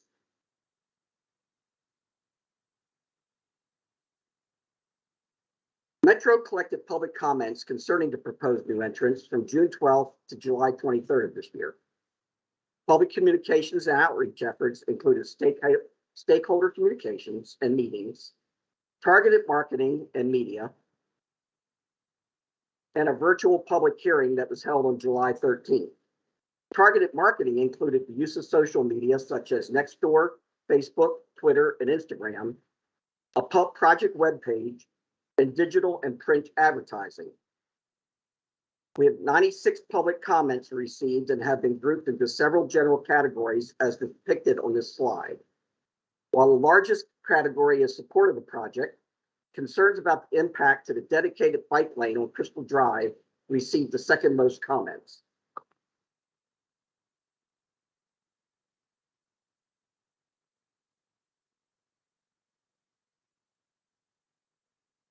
The staff report includes and addresses the comments. The comments concerning bike traffic have been referred to Arlington County to address as part of the overall project. The staff report was made available for public comment from August 23rd through September 2nd, and as indicated in the supplemental staff report, no comments were received. We recommend approval of the report and adding an east entrance to the Crystal City Metro Rail Station to the mass transit plan. That concludes my report. Are there any questions? I'll take it back to you, Mr. Chairman. Thank you, Mr. Watson. Just before we get into the motion on this, I just want to take a moment and just acknowledge the discussion that we had about the bicycle and pedestrian design comments. So he said, you know, they're being referred back to Arlington County. The thought process being as they enter into the design process, they can address some of those concerns, correct? That's correct, sir. Okay. And Mr. Chair. Yes, I chaired the public hearing, and Arlington County acknowledged at that time that they were going to, look at this issue closely. So. Okay. Thank you, Mr. Chairman. All right, so I'll go ahead and move approval of this item. Is there a second? Second. Thank you. Ms. Babers, discussion on the item. Please use your raised hand.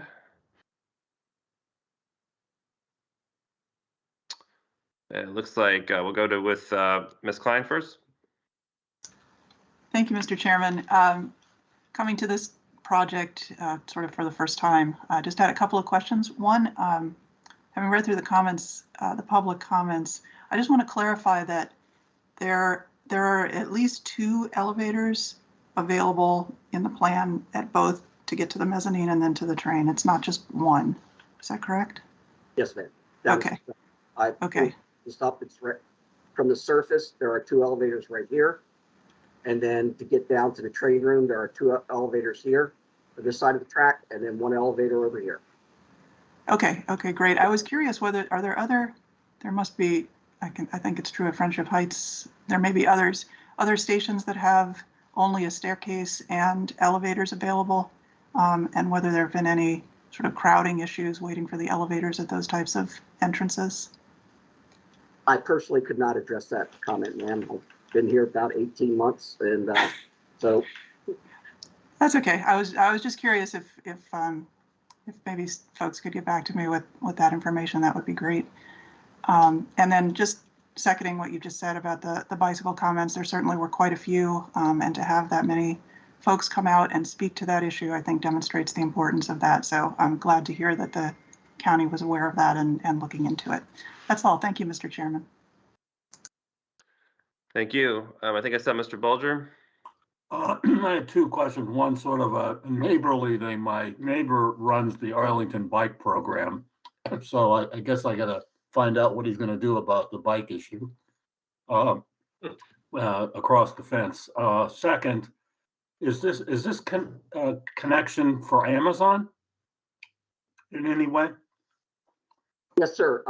This and Arlington County and the state of Virginia, this project was considered part of the agreement with Amazon for headquarters too.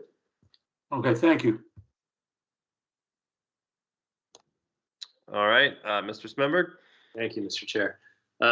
Ms. Klein, just as an FYI, the bike community in Arlington and Alexandria are very vocal and very active. So always make their views known and are very clear about it. And Jason, in addition to the agreement with the state and the county and the city of Alexandria for Amazon,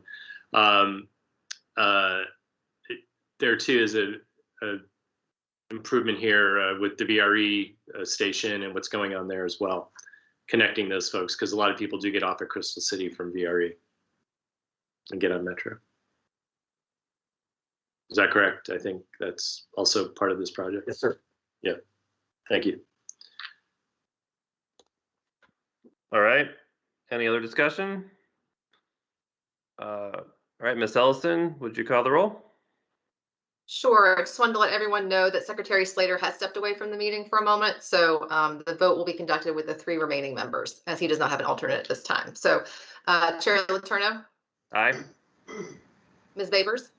Aye. Ms. Klein? Aye. Mr. Chair, the motion passes. Thank you. Okay, thank you. Our final item today is an information item, albeit an important one and a comprehensive one, and that's a capital program updates. I think I'm turning this over to Mr. Webster again. Yes, thank you, Mr. Chairman. My slides are loading, I think.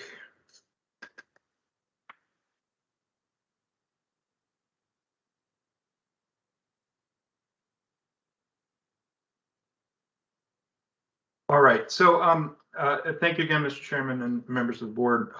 This morning, I'm going to spend a little bit of time reviewing our capital program strategy and capital program highlights in advance of our next proposed 6-year CIP that will be presented this November and December.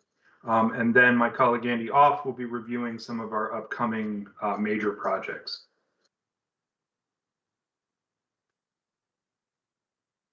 So Metro's $12 billion 6-year CIP remains focused on improving system safety, state of good repair, and service reliability. The investments are primarily focused on rehabilitating, replacing, and modernizing elements of the system. We're continuing to work to integrate both sustainability and resiliency into the program and into specific projects. We are also continuing the accelerated delivery of projects to address our overdue critical needs.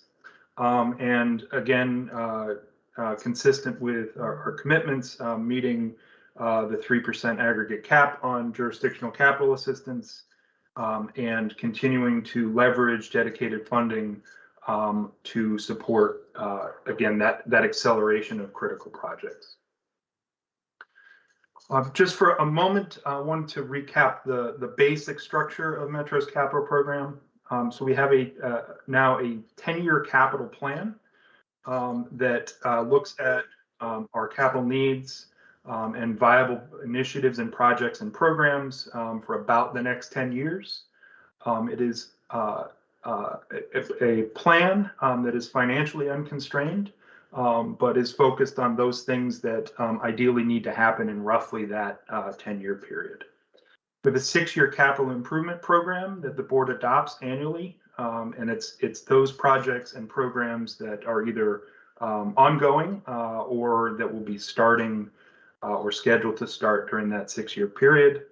And then we have a 1-year capital budget that is essentially the forecast of expenditures for those multi-year capital projects and programs in the current budget year.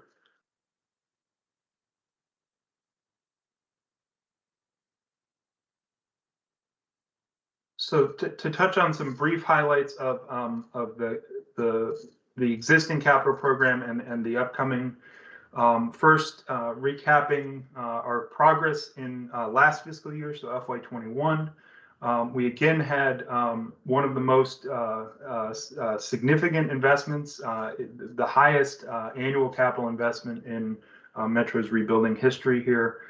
Just about $1.84 billion was invested.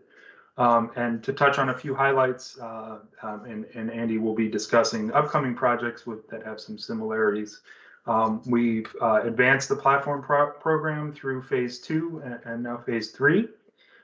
We've continued the fare modernization program and have begun installation of new fare gates.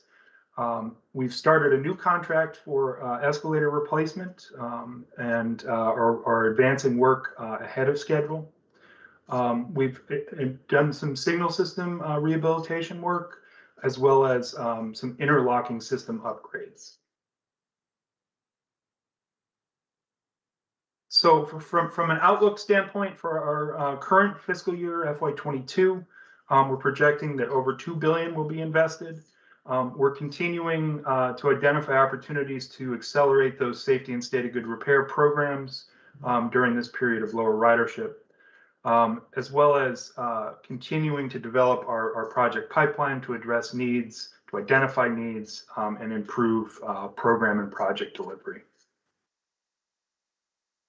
Just to briefly touch on active projects and programs across the different modes in the capital program. I'll just highlight a few examples rather than read the whole slide here. We're projecting, again, about a $2.3 to $2.5 billion FY23 capital budget proposal, as well as, again, about a $12 billion 6-year CIP for the period of FY23 to FY28. In the rail car category, that's going to involve, in rail, that's going to involve the 8000 series procurement that we discussed earlier today, continued bridge and aerial structure rehabilitation. Station platforms will continue into next fiscal year. We have the ventilation improvements that we're advancing, as well as continued water leak mitigation, track rehabilitation, train control rehabilitation, and new facilities to support railcar maintenance and overhaul. In bus, we're continuing our successful bus acquisition replacement program, as well as Metro Access vehicle acquisition to replace vehicles at end of life cycle.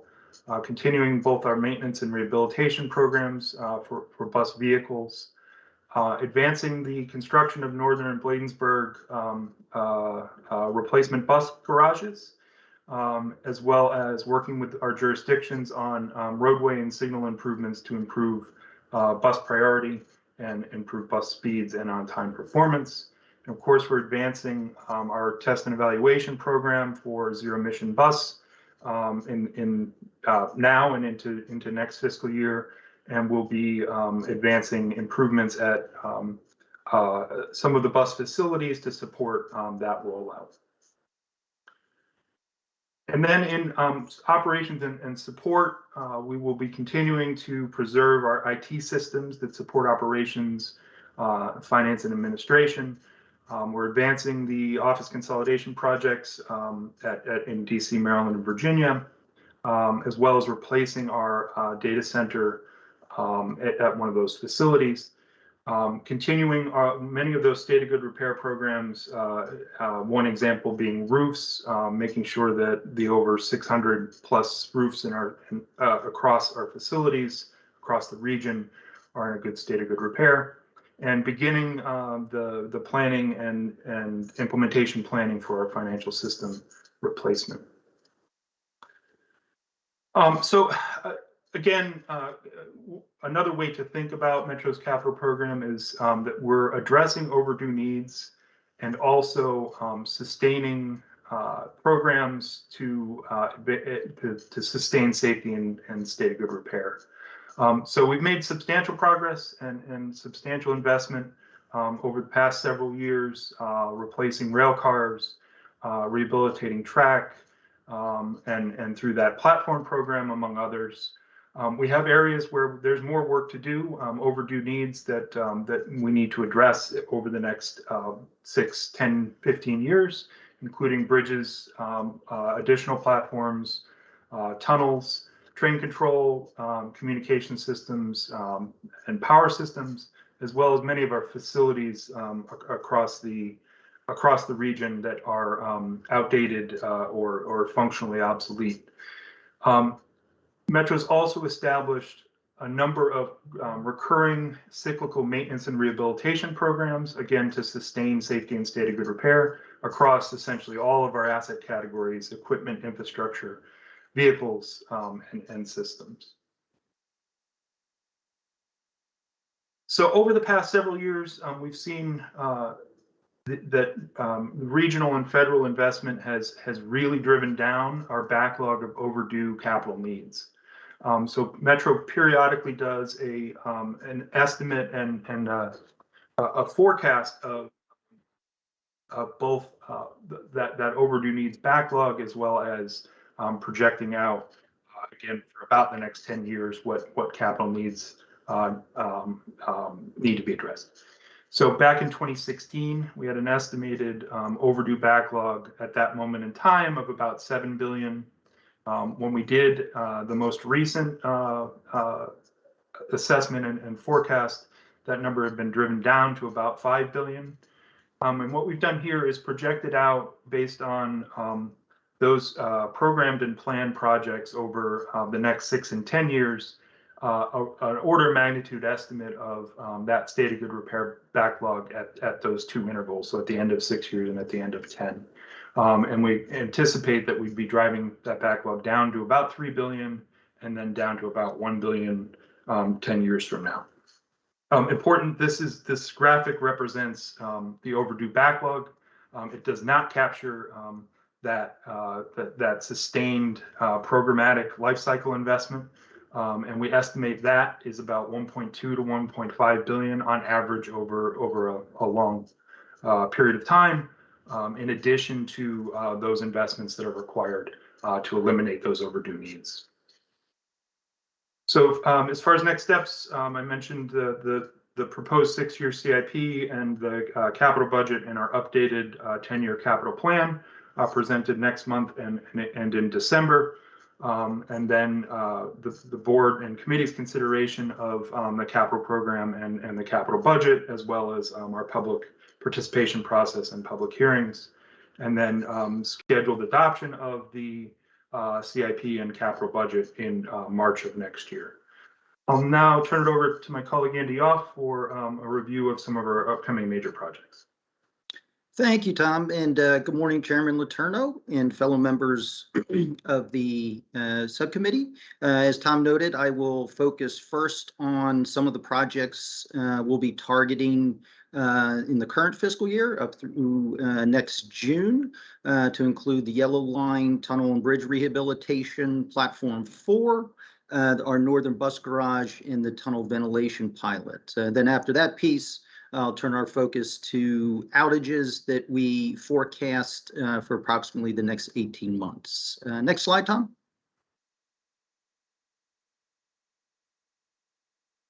Focusing on the Yellow Line Tunnel and bridge rehabilitation. So the message here is this is, from my perspective, one of the most complex projects we have undertaken. The primary purpose of the project is to rehabilitate the steel tunnel liner due to excessive corrosion and section loss. This tunnel is approximately 40 years old. It's between LaFont and the Yellow Line Bridge leading from DC into Virginia.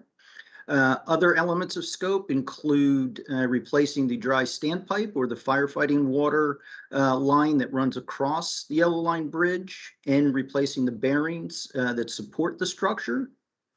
From a delivery method perspective, this is our first construction manager at risk project, really due to the complexity of the project and the need to bring on the builder very early to help us best understand, constraints, risks, and costs. We felt like this was the best delivery method for this complex project. We're currently at 30% design and moving along, pretty well. Due to the fact that we awarded the design contract and the construction manager contract at the same time, we basically had 0% design. So as we progress design, we have identified other items that are necessary to rehabilitate our structures, to include corrosion control inside the steel tunnel liner, some tunnel crack repairs, and also some systems cable replacement. And just to dimension some of the challenges with this project, we've identified approximately 46 permits that will be required amongst numerous agencies and organizations that we will need to interface with, along with about 100 systems cables that rest on the wall that will ultimately require replacement. Next slide. Moving to our fourth phase of the platform rehabilitation program. Next, we'll be targeting 5 stations, 2 in the District of Columbia and 3 in Prince George's County. The 3 in Prince George's County, New Carrollton, Landover, and Cheverly, will include full structural rebuild and station modernization, whereas the 2 stations in the District of Columbia, Deanwood and Minnesota, will only be station modernization, as those were recently rebuilt in approximately 2015. And that contract is already awarded. One of the elements here that's very different from our previous platform projects is we are rehabilitating 5 bridges. Many of these bridges interface with CSX. So during our summer outage, we will require 24/7 support from CSX. So that is a risk we're managing closely. So far, it's gone well, but it is an element of work that's unique to this platform program, one that is certainly much needed and part of our structural state of good repair program. Next slide. Our northern bus garage replacement, replacing the 100-year-old northern bus garage. It was closed in July of 19. Primary scope includes delivering 100% of the infrastructure required to support a ZEB fleet. So not the fleet proper, but the infrastructure required to provide charging for 150 buses. Another unique aspect of this project, it'll entail storefront space for the commercial and retail industry, and then also it's going to include some nice community rooms where the local neighbors will be able to meet and use that as they need. Also, we are shooting for platinum LEED on this project. For those involved with that process, is not a guarantee at this point. We're looking good. And the team feels comfortable, but certainly there's some other things we need to work through to get there, but it is coming along well. This project is also being delivered using an alternative delivery method that we refer to as a hybrid design build, construction manager at risk. Slightly different from the yellow line in that we only hold one contract, but that is also moving along well. Next slide. Due to support from the District of Columbia, we did receive mayor's agent approval, part of the environmental and historical review process just last month. We are at 90% design here in about 30 days, and we do intend to start demolition next spring, and we expect the construction time to be about 4 years. Obviously, something we've been dealing with since July.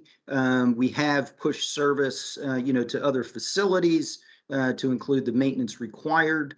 Also, we'll have some pretty neat art and transit work surrounding the construction site. It is obviously that won't look very good during the actual work period. And just one thing to tie this together, really cool at Northern Bus Garage. We're targeting LEED Platinum, to include numerous solar panels that will cover the rooftop parking. In addition to having, 100% ZEB infrastructure. So a project, the team is really proud of, and really will be, something that will serve the sustainability community well for many years to come. Next slide. Tunnel ventilation, part of our State of Good repair program up at Woodley Park. Did some single tracking over this past summer to install the structure to support new fans. This project was catalyzed by an NTSB recommendation. This is our first of what may become many pilots across the system. And we will have some future work to actually set the new fans, test them, and commission them in the months to come. Next slide.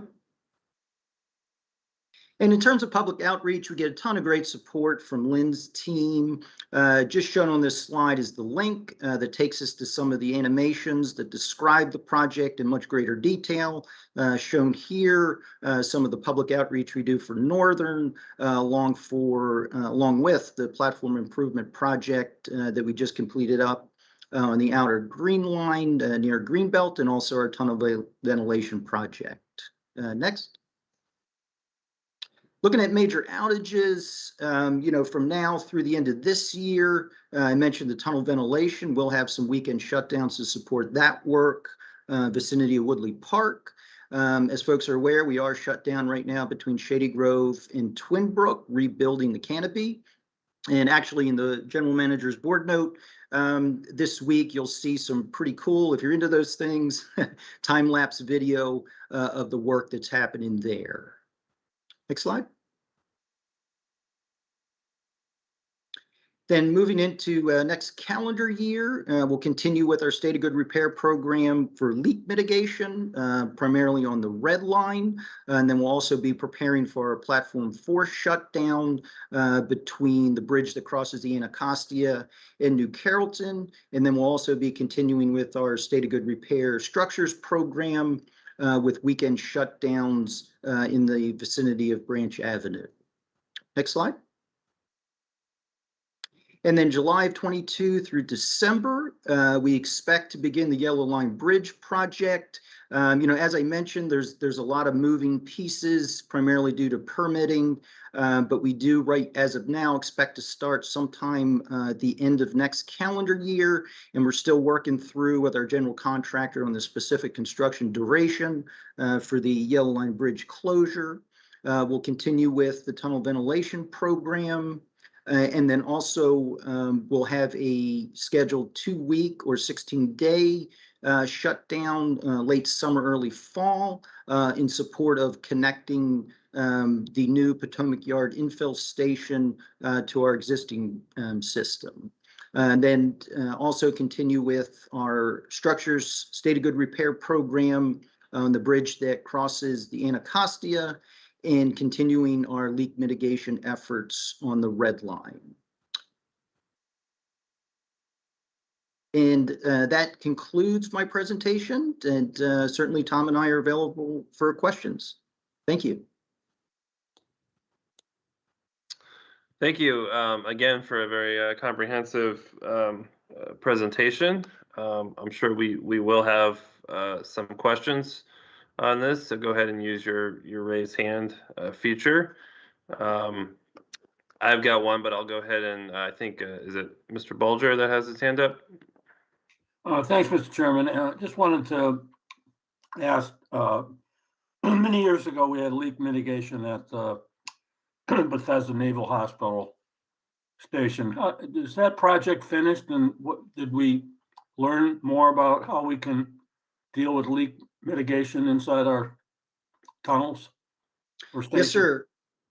Yes, sir, absolutely. As you noted, we performed that work between the medical center portal in Bethesda, where we used curtain grouting, a method we had not used previously. The results were positive, and we did use lessons learned to build our specifications to inform the upcoming leak mitigation programs. So Andy, did the mitigation at the Bethesda station work? Are we okay on leaking? Sir, it is definitely better. Having spent a lot of time up in specifically the primary area of focus was the medical center interlocking, just inbound of the medical center station. That cavern is much drier than it used to be. There are still some, small water infiltration issues here and there, but significantly better than in years past. Well, thank you so much. Yes, sir. Thank you. Well, I don't see any of your hands right now, so I'm going to ask, going back to the state of good repair backlog, can you elaborate a little bit on what looks like sort of the systems side of that, exactly what that is? Yes, of course. What's captured in those systems needs is primarily power systems, communication systems, train control, as well as some of the operations and administrative and financial support systems. And one of the characteristics of each of those systems and program areas is the length of time that it takes to address those projects. Many of them, as you know, are quite complex. So while the numbers are coming down over the 10-year period or over the period since 2016, it is going to take some time to address those what are already overdue needs in several of those categories. You said train control. We're talking about automatic train control? Yeah, the signaling system. Yeah. Okay. Right. All right. So, and then the follow-up to this chart, maybe the natural question is what, we are going to run out of that dedicated funding.